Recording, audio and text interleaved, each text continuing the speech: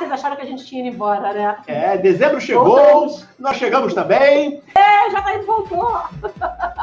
2018, o ano em que vivemos em perigo, o ano em que brigamos muito por aí, mas a gente ainda gostaria de falar um pouquinho sobre as tretas do mercado editorial, sobre a Saraiva, que amarga aí umas dívidas sinistras, assim como a Editora Abril, e a gente gostaria de dar alguns pitacos e bater um papo com vocês sobre isso. E aí eu vou pedir, você já sabe, deixar aquela curtida. Se inscreve no canal, toca na sinetinha e bota aí um comentário se você é do mercado, se você é só um leitor, se você é um escritor, se você é um autor. Fala aí o que você está achando, de repente você tem aí uma visão que a gente aí ainda não percebeu. E compartilhar é muito importante para as outras pessoas poderem ver as besteiras que a gente fala, né? O JM, tudo bom? Tudo bom, cara. JM, você conseguiu ir na Saraiva nessa Black Friday? Tava vazia. Não, porque a minha Black Friday juntou com a minha Black Sunday, Monday, Tuesday, Wednesday, e foi tudo. Agora é que eu tô procurando sair da minha Black.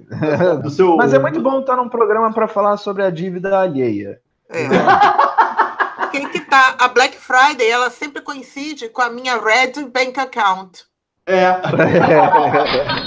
Mas aí, na semana passada, o Jornal Globo publicou uma matéria em cima de uma carta aberta que o Luiz Schwartz, da Companhia das Letras, ela colocou para todo mundo, né, que era uma espécie de carta de amor ao livro, né, um manifesto, né, dele como editor, pedindo às pessoas, né, para comprar livros, dar livros de presentes nesse final de ano, incentivando as pessoas a irem na livraria. Eu recebi um desses textos de uma outra editora, inspirada por ele, e o texto era muito bonito, né? Foi até a sua mãe que me mandou, falando sobre, assim, até essa coisa que a gente faz, né? Porque você não lê todos os livros que você compra, vamos combinar. Tem muito livro que vai para a estante porque é bonito, porque você quer ter, porque você precisa dele lá, mas não necessariamente você não para vai ler amanhã. Ou às vezes você lê. Todo mundo se acha...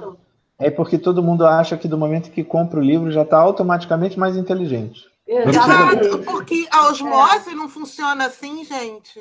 Mas aí ela falava assim, compre livros para botar na estante, compre livros para dar de presente, compre poesia, porque aumenta seu vocabulário, compre... Então ela falava motivos muito interessantes que às vezes a gente não nota. Só que no final me deu aquela sensação de, gente, será que dá para manter um mercado inteiro com caridade? Caridade? O Jornal Globo até fez um negócio bonito, que era pedindo a algumas celebridades, músicos, escritores, para fazerem também uma carta de amor ao livro. Então, realmente, cada um falou um pouco, às vezes, de um livro que leu, fez uma carta apaixonada. É um movimento importante, né? De você fazer as pessoas se moverem. Mas como a Ed perguntou, assim, será que isso, assim, como disse Ciro Gomes, dá milhão? Isso paga as contas? Eu acho que isso pode resolver emergencialmente uma crise, vamos dizer que tem tido um tsunami que levou todas as livrarias, os autores, as livrarias, está todo mundo em crise. Pode até resolver numa crise imediata, mas nós estamos vendo que a raiz da crise talvez não seja algo tão imediato, talvez seja algo que se repita, talvez seja algo que se perpetue. Então a gente precisa ver qual é a origem do problema. Que a nossa experiência de Bienal, a Bienal lota. As pessoas brigam na fila para entrar na Bienal, assim, vão para longe. Aqui no Rio Centro, o JM Patrícia sabe, é longe para dedéu para chegar, e as pessoas vão lá dar um alô. É longe, é difícil de chegar. E eu vou dizer uma coisa, é caro. Agora, eu tenho mas eu sou uma pessoa ruim. Eu tenho uma antipatia por essa chamada a caridade na hora de você vender. Por favor, compra para eu não acabar. Em 2018, assim, eu aceito a vozinha do doce de coco. Eu aceito da vozinha. Agora, da FINAC da Saraiva, não é possível que você não tenha um plano emergencial. Por que tá? Eu me lembro da Amanda Palmer, a senhora Neil Gaiman, ela falou que se você realmente quer chamar a atenção das pessoas, quer fazer alguma coisa, tenta dar uma amostra. Eu vi muito na Bienal aquelas amostras pequenininhas e algumas lindas do livro. Não é possível que isso não funcione. Agora, outra coisa que eu vi um bocado na Saraiva é livro bonito, realmente, como a Ed falou. O livro que é para ficar na estante, porque muitas vezes eu já tenho o e-book, eu já tenho uma edição em papel jornal daquilo. Quanto tempo aquilo vai durar? Agora, eu pego um livro com a capa dura e tudo, eu estou cansada de comprar livro de novo, porque a encadernação é melhor. É melhor, né?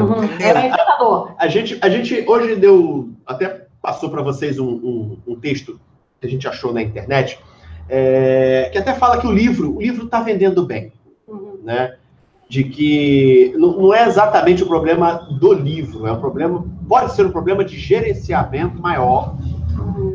A Saraiva pode ter crescido mais do que deveria, né? Afinal, ela é uma megastore, né? Não é à toa que tem esse nome, e cresceu mais que as pernas. No texto até falava um pouco de uma coisa que a gente tem observado, principalmente eu que gosto de cinema, eu compro muito DVD. Então, eu vejo que os espaços para DVD estão nas lojas diminuindo, já viraram uma mesa só de DVD. Antes era uma sala só de DVDs. E a Saraiva, a Megastore, você tinha um andar só de CDs e de filmes. Eles investiram nisso, cresceram nisso. Hoje, DVD não vende mais porque o streaming tá aí. O JM tá sabendo, né? Eu achei a matéria de hoje muito... Quer dizer, de hoje, que eu li hoje. A matéria do dia 28 de novembro agora desse ano. E eu achei ela muito, muito interessante, assim, porque ela joga a luz sobre vários aspectos. E como não é o meu mercado, eu não tinha me debruçado, mas assim, é tudo muito lógico quando você lê e você começa a entender. Porque o que a matéria explicita, assim, de forma muito simples e muito rápida, é que o problema que a gente está vivenciando hoje é um problema basicamente de monopólio, porque a gente tem 2 ou 3 grandes redes de livraria no país que concentram, por sua vez, a demanda de quase todas as editoras. Quer dizer, as editoras são as que publicam o livro, as livrarias as que vendem. Então, você tem 2 ou 3 pontos de venda e um monte de gente que produz, tendo que depender daqueles poucos 2 ou 3. E o que aconteceu com esses poucos 2 ou 3? Eles se espelharam no modelo da FENAC, que é uma rede de livrarias francesa, que foi muito bem sucedida no final dos anos 90, começo dos anos 2000, em que usava aquela ideia de que seria uma loja de departamento estritamente cultural. Então, você venderia livro, mas você também venderia filme, você também venderia disco, e, por consequência, você também venderia equipamento eletrônico. O que a matéria deixa muito claro é o seguinte: livro no Brasil é um produto muito lucrativo. As livrarias, que são as que vendem o livro para as editoras, elas têm 50% em média de lucro. Né? Quer dizer, então você paga 30%. Oi? Tem risco nenhum. Não tem risco nenhum. Porque, para quem não conhece, deixa eu explicar então como é que funciona. A livraria, você vai na Saraiva, você vai encontrar um livro por R$30. Esse livro, a Saraiva não pagou ainda a quem editou. Ela simplesmente pegou com a editora, botou na livraria, na estante dela. Quando a pessoa vai lá e compra esse livro de R$30, a Saraiva automaticamente ganha 15, e ela vai lá e paga para a editora, que deixou o livro ali, o quanto a editora 90 dias depois, tá, gente? Não é na hora. 90 dias depois. Então é um negócio que literalmente não tem risco. Você só paga você só paga pelo que você vende, o que sobra você devolve, e você só paga 90 dias depois de vender. Quer dizer, você fica com o seu dinheiro um bom tempo. Como é que você consegue quebrar um negócio desse? Porque é difícil, né? E tem mais, eu quero falar mais uma coisa aqui, gente. Sabe aqueles livros que você vê naquelas ilhas bonitas, você vê com pôster, ou então você vê na vitrine, né, ou em display? Tudo aquilo é pago por fora. Não é um livro qualquer que vai para ali. A editora paga para aquele livro ficar ali por uma semana, 15 dias. É o que a gente, no meio do rádio, chamava do jabá. Então, para você botar o seu livro na Saraiva, sem pagar nada, ele vai ficar 1 ou 2 naquela prateleirinha lá no meio, só vai achar quem realmente estiver procurando e ir lá procurar, porque os funcionários da Saraiva são muito, muito ineficientes. Sempre foram, porque eles não são livreiros. Geralmente são pessoas que estão lá fazendo um trabalho de venda normal. O livreiro mesmo é aquele que você vai, chega e fala, eu quero um livro do JG de Araújo Jorge. O cara fala, qual deles? O número 1, o número 4, o de 1978, o cara sabe tudo. Então, isso é o livreiro. E esse é um pessoal que mais foi que isso até, né? Mais que isso. Na conversa com você, ele te indica o que ele acha que você vai gostar. Exatamente. Assim, então, tem um conhecimento muito maior. Mas, assim, como é que você quebra um negócio desse, né? Em que você não gasta, você lucra e você não tem risco. Aí, o que a matéria mostra, assim, de forma muito clara, é que quando eles apostaram, essas grandes livrarias do Brasil, quando elas apostaram nesse modelo francês, elas acabaram optando por ceder o espaço dos livros, né? Quer dizer, cada vez menos espaço para os livros, cada vez mais espaço para outros tipos de produto, como filme, como DVD de música, inclusive, e como eletrodoméstico, que são eletroeletrônico, perdão, que são produtos que são mais caros, então o lucro da livraria é menor. São produtos que eles têm que pagar na frente, porque eles não vão fazer. Quem está vendendo DVD e a Sony não está nem um pouco interessada se a Saraiva vai pagar 90 dias depois, ela quer antes. E são produtos que ficam obsoletos muito rapidamente. É como o Renato estava falando. Quem é que, além do Renato, vai no lugar para comprar DVD? Não tem ninguém. Aliás, eu estava vendo uma palestra que eu falei, é o meu amigo Renato, porque o cara é um futurista chamado Gerd Leonhardt, em que ele fala, olha, se por acaso você for dar um CD, um DVD para um garoto, para um negócio, ele vai chamar um psiquiatra para você. Porque ninguém mais usa isso. Então... Jesus, então, assim, a gente vende DVD da editora, que horror! Pois é, continuem comprando. Não, e tem gente que compra! Continuem comprando, mas um psiquiatra vai ver. Mas a questão é que isso realmente, a demanda caiu tão enormemente que a receita das livrarias caiu junto. Quer dizer, foi a famosa aposta errada. Você sai do negócio com risco zero e por uma ilusão, ou para tentar copiar um modelo que eles nem bem entendiam muito bem como é que era, acabaram optando por um modelo de alto risco. E parece que o modelo quebrou também, antes. Quebrou. E aí a FENAC saiu fora. A FENAC faliu. A FENAC vendeu, se eu não me engano, para a cultura, que faliu também. Quer dizer, então, assim, é uma aposta que foi datada. Mal comparando, é que nem a Blockbuster. Ou Blockbuster, se você preferir no inglês mais certinho. Mas eu gosto de falar Blockbuster, né? E a gente tudo que você falou, se a gente traçar um paralelo com a banca, a gente tem o monopólio, que você tem a Abril, que fazia várias das coisas e decidia o que ia ser publicado ou não, porque ela era dona da distribuidora, que era uma só também, então tem o monopólio. E na banca você começava a ver vendendo DVDs, CDs, chiclete, chupeta, biscoito, brinquedo, espada Jedi, celular. Cada vez você via menos o quê? Revista. Exato. Quer dizer, e na verdade, o que está acontecendo? As pessoas... A gente está vivendo esse momento de transição, né, em que a gente está saindo do mundo funcionar de um jeito para o mundo funcionando de outro, mas a gente ainda tem grandes empresas e grandes corporações que são muito lentas para absorver essa mudança e não sabem muito bem como fazer.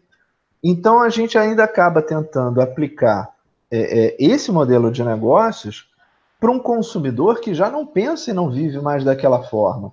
Quer dizer, hoje, ao contrário, você não quer grandes megas das vidas, você gosta de nicho. Eu tenho muito mais certeza de que se você abrir uma pequena livraria que vai vender, por exemplo, só livros esotéricos, ou se você for abrir uma loja que só vai vender, por exemplo, RPG, você dificilmente vai fechar. Porque as pessoas vão descobrir aquilo, em torno daquilo vai se criar uma comunidade, e aquela comunidade naturalmente e organicamente vai sustentar o teu negócio. O que a gente meio atabalhoadamente acha é que eu vou vender de tudo, porque aí sempre vai ter alguém para comprar. Só que quem fala de muita coisa não fala de nada, né? E aí as pessoas acabam se perdendo. É o que a Ed estava falando. Qual é a lógica de você colocar numa loja como a Saraiva, sei lá, 10, 12 atendentes, se quando você vai chegar para o atendente e perguntar, vem cá, eu estava querendo o livro daquele fulano, cara, vamos olhar ali no sistema. Porra, para você olhar no sistema, eu olho no site da Saraiva. Eu não preciso Exatamente. Tem uma coisa que Não, eu achei muito interessante isso, realmente. Para que eu quero cara se eu mesma posso chegar lá no sistema e olhar. Inclusive no celular, que é o que as pessoas começaram a fazer. Elas olhavam o livro e falavam, olha que legal. Aí eu olhava no celular e via que estava mais barato na Amazon ou na Saraiva.com. E aí elas compravam pela internet, às vezes na hora, com clique. Me dá uma dor no coração quando dá uma dor no coração, isso, mas todo mundo estava fazendo isso. E tem uma coisa interessante, quando eu fui para San Diego esse ano, eu fui em algumas livrarias. Algumas de nicho, como o Jota falou, muito legais. Lá não tem banca. Então, se você quiser comprar quadrinho, você vai ter que ir ou numa livraria, que vai vender quadrinho todos encadernados, vão vender essas revistinhas, eu não vi, pelo menos, ou em gibiterias que são todas grandes, são todas, assim, bonitas, é uns troços, assim, chique. E eu vi uma livraria que ela era uma mega store. Gente, eu acho que aquela é a maior livraria que eu já vi na minha vida inteira. Ela não acabava. É que eu estava muito cansada já nesse dia, era o último dia que eu tinha ali, eu estava andando o dia todo, eu não aguentava mais andar, mas você andava e a livraria não acabava. E sabe qual é o detalhe mais interessante? Só tinha livro. Era uma mega store de livros. E aquela livraria, eu esqueci o nome dela, ela é famosa. Ela é conhecida por ter todos os livros. E se você não encontrar o livro que você quer ali, eles pedem, eles caçam e eles encontram e te levam o livro. Então, é uma livraria que realmente tem tudo. De quadrinho, livro esotérico. O vendedor é que nem o Liam Neeson, né? Ele vai atrás de você e... Toma aqui o seu livro! Vou te caçar! Patrícia Balan, teve um negócio que você ficou encafifada com o texto, não foi? Aí é que tá, eu não sei se é só isso. Eu não sei se é aquela coisa de faliu meus outros departamentos e o livro... Por favor, compre, o livro ficou pobrezinho lá e tal. Ainda tem demanda para livro, o que você está falando, livraria pequena, ela se dá bem. E o atendimento realmente é um fator, porque a gente lembra de chegar na Saraiva, aquela coisa de Neil Gaiman, não sei quem é, não. Não sei. E você vê o livro colocado assim em deuses americanos, colocado em religião, entendeu? Não tem nenhuma lógica.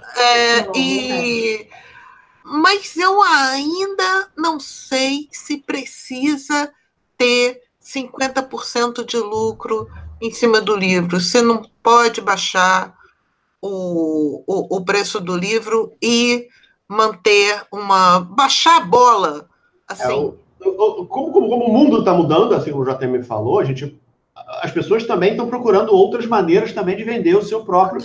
Você coloca ele apenas virtual, tem várias maneiras que você pode ter. Eu realmente não vou, porque que tá. Quando eu fiz o meu livro pela Grifos, a Grifos ela só botava o livro na própria editora dela. Então, o lucro dela, a parte dela era 90%. Uhum. E o livro ainda era muito mais caro com ela. Uhum. Entendeu? É um livro pequeno, ele é extremamente caro. Então, Olho Grande não entra na China. E não faz negócio na China. Uhum. Entendeu? Eu acho que esse pessoal ainda está no século XX. Eu acho que a margem de lucro pode diminuir. E aí é por isso que vem a raiva que eu sinto. Porque o cara não quer diminuir a margem de lucro, vai para a rede social e fala: por favor, não deixa eu falir. Eu sou tão pobrezinho. Compre as minhas maçãs. Falando um pouquinho de números, assim, Saraiva... considerações finais, né? Entrando já nas... falando um pouquinho de números, só para uma curiosidade, a Saraiva, ela vendeu a editora dela, a editora Saraiva, que fazia livro, por 700 milhões de reais. e agora ela tem uma dívida de 700 milhões de reais, 600 a 700 milhões de reais. Então, assim, a dívida da Saraiva é de 600 milhões, lembrei, de 600 milhões. É muito dinheiro, gente, é muito dinheiro. Você imagina você dever 600 milhões. E se você é uma editora pequena, como é o nosso caso, realmente você ter alguém que é o dinheiro do almoço, é o dinheiro que você vai fazer o próximo livro. Mas aí, nesse caso, isso está afetando, inclusive, as que teoricamente eram editoras grandes também. Sim. Porque você, quando você pega um conjunto de editoras, e todas elas estão caindo que nem efeito dominó. A Saraiva é uma delas, mas tem a Cultura também, que foi no espaço, enfim. E quando você pega isso, você pensa que é 40% do mercado, cara, é como se você, para cada 10 reais, você só levasse 5 para casa. E esses 5 que você vai levar para casa, você só vai ver daqui a 90 dias. Não, é um mercado extremamente cruel, é um mercado difícil. As pequenas que começaram a ver formas alternativas de vender estão sobrevivendo melhor do que as grandes, porque, como eu falei, um barco pequeno consegue desviar da Titanic, um barco grande demora para fazer a curva. Então, quem não viu o iceberg chegando pode ter problemas muito sérios agora. Então, em considerações finais, o que você acha, Renato? Você acha quem somos nós para dizer a Saraiva o que fazer, né? Isso é mais um bate-papo. A gente gostaria de expor para vocês alguns números e talvez alguns dos motivos de por que ela está patinando aí. Porque, como o JM e Ed falaram, assim, é um negócio... Você vender livro é muito difícil você tomar preju. Porque é um produto que não é perecível, não é laranja, não é banana. E você não tem risco, não vendeu, você devolve. E vendeu, você divide. Só para as pessoas saberem, esse ano a matéria que... Por isso que eu falei que essa matéria do dia 28 é muito boa, porque a gente não tinha ideia. Então, por exemplo...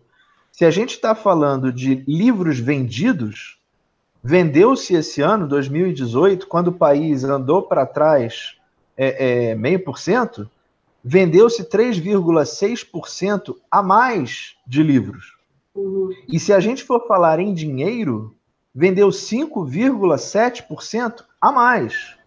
Cara, olha, só para vocês terem uma ideia, o país está rezando com as duas mãos para tentar crescer a partir do ano que vem, algo em torno de 3.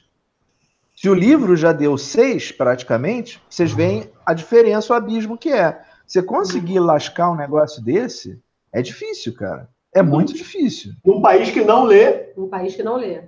Pois é, quer dizer, então eu acho que a gente está... O que a gente está vivenciando está desmentindo algumas coisas que a gente imaginava. O primeiro é que o país que não lê. Eu acho que a gente lê sim.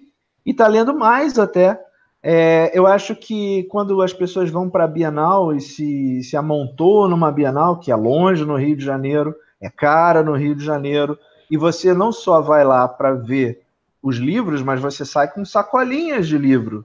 Então, quem vai de carro ainda paga estacionamento, que não é barato, não. Então, você sai com as suas sacolinhas, eu acho que você está dizendo não. A população do Rio de Janeiro, do Brasil, lê livro.